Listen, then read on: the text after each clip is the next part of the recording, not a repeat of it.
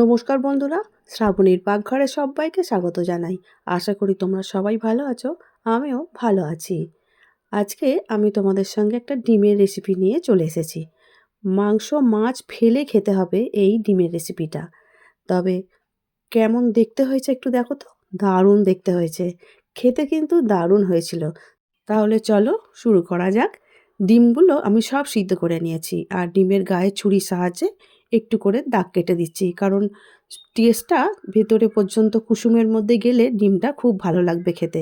সেই জন্য আমি একটু করে কেটে দিচ্ছি, আর তোমরা তোমাদের পছন্দ মতো করেই দাগটা কেটে নিতে পারো। ডিমের সঙ্গে হলুদের ব্যবহারটা আজকে করব না, শুধু নুন একটু ওপর দিক থেকে মাখিয়ে নেব। নুন মাখিয়ে দিয়ে কড়ার মধ্যে দিয়ে দেবো, একটু করে ভেজে নেব। আর ডিম সিদ্ধ করার পরে ভেজে নিয়ে রান্না করলে কিন্তু খেতে ভালোই হয়। সেই জন্য আমি ডিমটার মধ্যে একটু নুন মাখিয়ে দিলাম, হলুদটা আর মাখালাম না।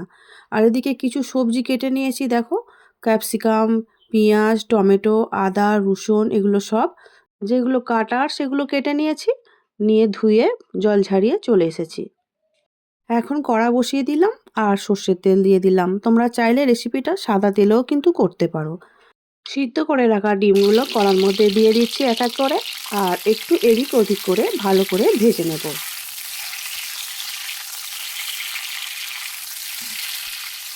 ডিমের গায়ের যে কালারটা আগে থেকে কিন্তু অনেকটাই চেঞ্জ হয়ে গেছে, দেখতেই পাচ্ছ। ভাজাটা এদিক ওদিক করে নিয়ে ভালো করেই ভাজা হয়ে গেছে, আর এর বেশি ভাজার দরকার নেই। এবারে একটা থালার মধ্যে ভেজে নেওয়ার সিদ্ধ ডিমগুলোকে তুলে নেব। তবে হ্যাঁ, তোমরা যদি চাও এখানে হলুদের ব্যবহার করতেই পারো, সেরকম কোনো অসুবিধা নেই। আমি হলুদটা এখানে দিচ্ছি না। ডিমগুলো সুন্দর করে ভাজা হয়ে গেছে। এবারে ক্যাপসিকাম, পেঁয়াজ, আদা, রসুন, সব টমেটো একসঙ্গে ভেজে নেব।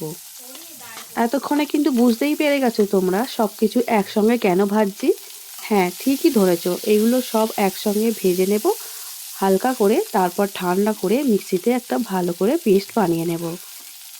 তোমরা চাইলে আলাদা আলাদা করে আদা রসুন পেস্ট করে নিতে পারো, পেঁয়াজও বেটে নিতে পারো। কিন্তু এইভাবে যদি রান্না করা যায় তাহলে টেস্ট কিন্তু দ্বিগুণ হয়ে যায়। সেই জন্যই আমি আজকে চেষ্টা করলাম সব কিছু একসঙ্গে ভেজে নিয়ে তারপরে মিক্সিতে বেটে নেব। পেঁয়াজ, আদা, রসুন একটু ভেজে নেবার পরে কেটে রাখা ক্যাপসিকাম দিয়ে দিলাম। ক্যাপসিকাম দেওয়ার পরে ওটা একটু নাড়াচাড়া করে নেব, তারপরে দিয়ে দেব কেটে রাখা টমেটো। যা যা কেটে রেখেছিলাম সব দিয়ে দিলাম। এবারে ভালো করে ভেজে নেবার পালা। নাড়াচাড়া করে একটু ভেজে নিতে হবে, একদম লাল লাল করে ভাজার দরকার নেই, মোটামুটি কালারটা একটু চেঞ্জ হয়ে আসবে ভাজা ভাজা মতো, তাহলেই হবে। 2 থেকে 3 মিনিট খুব ভালো করে ভেজে নিয়েছি। এবারে দেখতেই পাচ্ছ মোটামুটি ভাজার কালারটা চেঞ্জ হয়ে গেছে। এবারে গ্যাস থেকে নামিয়ে নিলাম। আর এখন ভালো ঠান্ডাও হয়ে গেছে।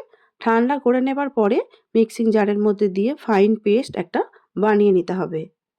এই সব কিছুর সঙ্গে দিয়ে দেব বেশ কিছুটা ধনেপাতা। একদম ধনেপাতার ডাঁটা সমেত দিয়ে দিয়েছি। দিয়ে খুব ভালো করে একটা পেস্ট বানিয়ে নিয়ে ফিরে আসলাম। এবারে আবার একটা কড়া বসিয়ে দিলাম। কড়ার মধ্যে বেশ খানিকটা তেল দিয়ে দিলাম। তেল দেওয়ার পরে খুন্তির সাহায্যে কড়ার চারিদিকে একটু লাগিয়ে নেব। এখন যে মশলাটা বেটে রেখেছিলাম সেই মশলাটা এই তেলের মধ্যে দিয়ে দেব পুরোটাই। দেওয়ার পরে আবারও একটু ভালো করে তেলের সঙ্গে নাড়াচাড়া করে নেব। এখন কিন্তু বেশি কষানোর দরকার নেই, কারণ আগে থেকে যেহেতু ভাজা ছিল। তবুও আমি আরও 2-3 মিনিট নাড়াচাড়া করে নেব একটু, যাতে আবারও একটু ভালো করে কষানো হয়ে যায়। নাড়াচাড়া করতে করতেই এর মধ্যে দিয়ে দেব পরিমাণ মতো নুন। নুন দেবার পরে দিয়ে দেব হাফ চামচের মতো চিনি। স্বাদটা একটু ভালো করার জন্যই আমি চিনিটা দিয়েছি। তোমাদের যদি অসুবিধা হয় চিনিটা দিতে হবে না। চিনি আর নুন দিয়ে আবারও খুব ভালো করে মশলার সঙ্গে একটু কষে নিতে হবে। এবারে দিয়ে দেব এখানে ঝাল অনুসারে লঙ্কা গুঁড়ো।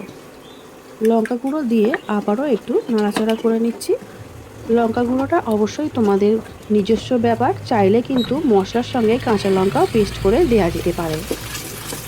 আমাদের মশলা কষানো কিন্তু একদম রেডি হয়ে গেছে। এবারে পরিমাণ মতো জল এখানে দিয়ে দিচ্ছি।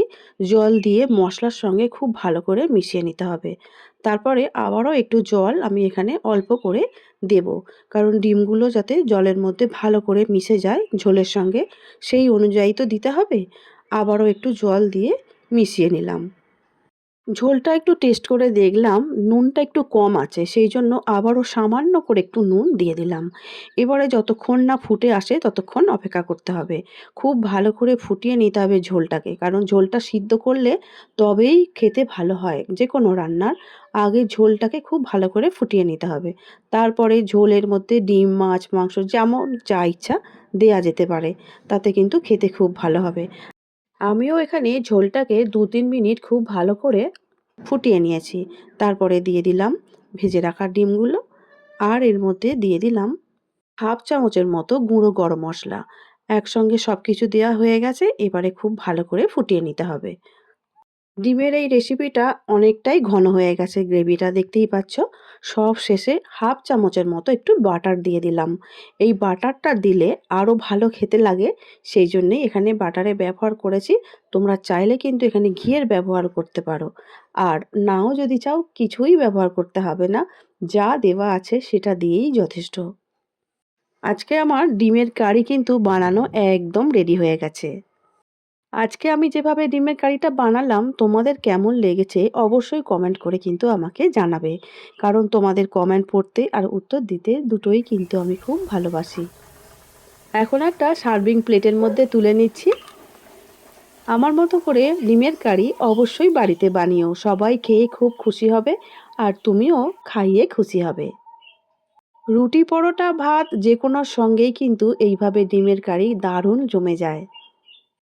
আমার রেসিপিগুলো তোমাদের কেমন লাগছে সেটা তো অবশ্যই জানাবে। আর যদি কোনো রেসিপি আবদার করে আমাকে বলেই ফেলো যে এটা বানাতে হবে, অবশ্যই কিন্তু আমি বানিয়ে দেবার চেষ্টা করব।